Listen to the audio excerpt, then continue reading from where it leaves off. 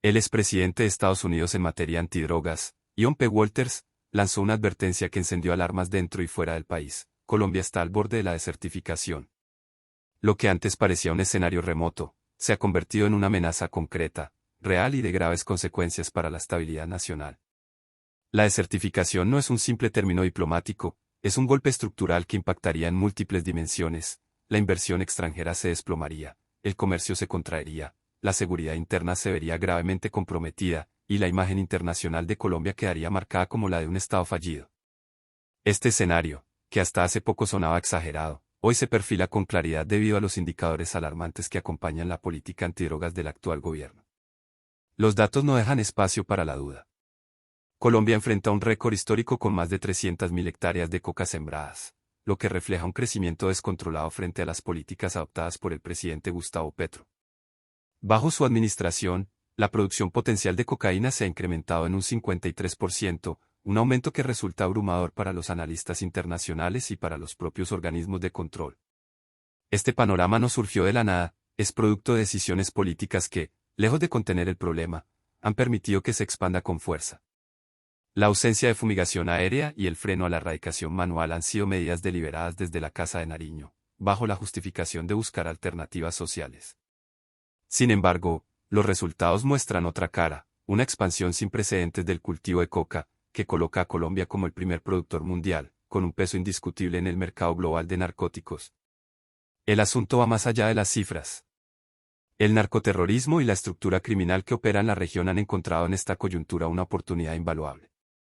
La coca colombiana se ha convertido en el oxígeno que alimenta a grupos armados, a carteles transnacionales y a la propia narcodictadura venezolana, que se sostiene en buena medida gracias a la expansión de estos cultivos ilegales. El silencio del presidente Petro, su permisividad y la falta de acciones contundentes son interpretados, dentro y fuera del país, como una forma de complicidad. Así, Colombia no solo enfrenta una crisis interna de seguridad y gobernabilidad, sino que además se convierte en un factor desestabilizador para toda la región. La desertificación es un mecanismo que Estados Unidos aplica a los países que no cumplen con los compromisos en la lucha contra las drogas. Esta medida no es simbólica, conlleva sanciones diplomáticas, económicas y comerciales de gran impacto. Para Colombia, que depende en buena medida de los flujos de inversión extranjera, de la cooperación internacional y de los acuerdos comerciales con Estados Unidos, esta sanción sería devastadora.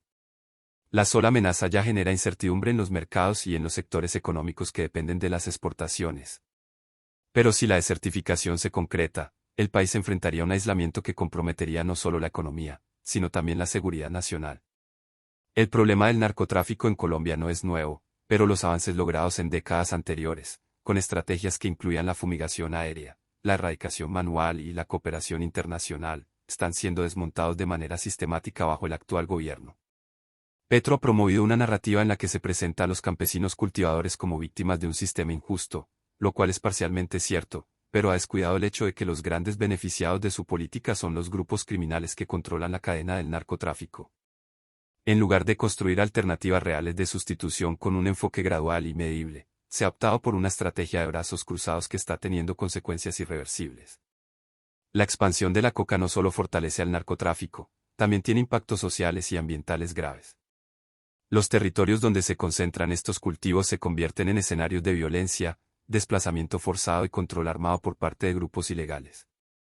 Las comunidades rurales, lejos de recibir apoyo estatal, quedan atrapadas entre la presión de los carteles y la indiferencia del gobierno central.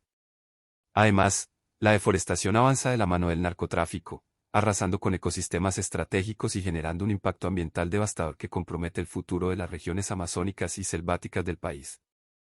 Los expertos señalan que el aumento del 53% en la producción potencial de cocaína es una cifra que no puede ser ignorada. Esto significa que la droga colombiana alimenta con mayor fuerza las redes internacionales, que no solo abastecen el mercado estadounidense, sino también Europa y otros continentes. Colombia, en lugar de avanzar hacia un papel de liderazgo en la lucha contra este flagelo, se convierte en un facilitador de la expansión global del narcotráfico. La percepción internacional sobre el país se deteriora aceleradamente, y eso tiene consecuencias directas en la diplomacia y en los organismos multilaterales que han apoyado históricamente a Colombia. La advertencia de Walters no es un comentario aislado. Varios analistas y funcionarios estadounidenses han manifestado su preocupación por la deriva de la política antidrogas en Colombia. Incluso dentro del Congreso de Estados Unidos crecen las voces que exigen una postura más firme frente al gobierno de Petro. Si la desertificación se materializa, no será solo una sanción contra el narcotráfico, sino también una señal de que la confianza en Colombia se ha roto.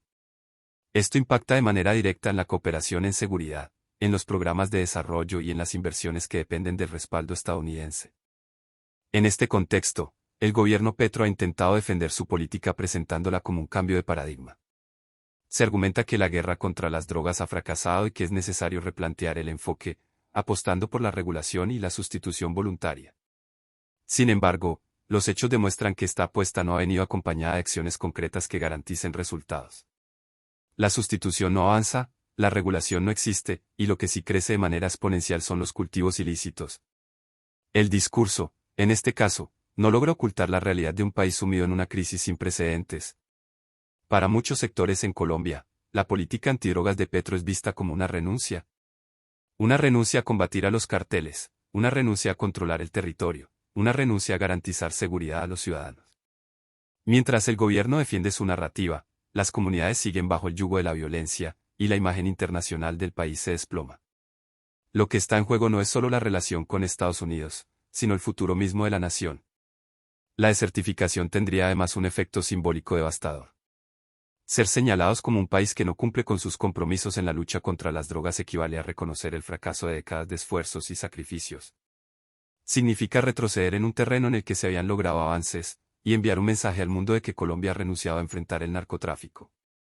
Para la ciudadanía, este escenario se traduciría en un aumento de la inseguridad, en la pérdida de confianza en las instituciones y en una mayor vulnerabilidad frente a las economías ilegales que se expanden sin control.